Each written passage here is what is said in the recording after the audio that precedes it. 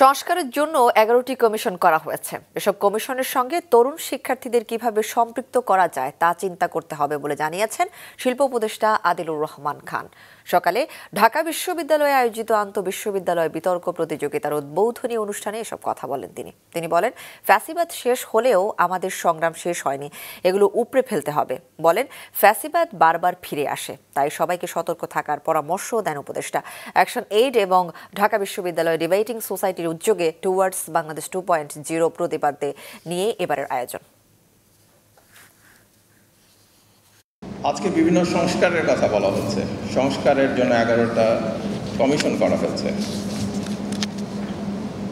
আমার নিবেদন হচ্ছে যে আপনারা এই কমিশনগুলোর সঙ্গে কিভাবে কাজ করা যায়, কিভাবে আরও বেশি ইনভলভ হওয়া যায়, কিভাবে আমাদের তরুণদেরকে, আমাদের এই আন্দোলনের সাথীদেরকে একত্রিত করা যায়, সেটার দিকটা দেখবেন।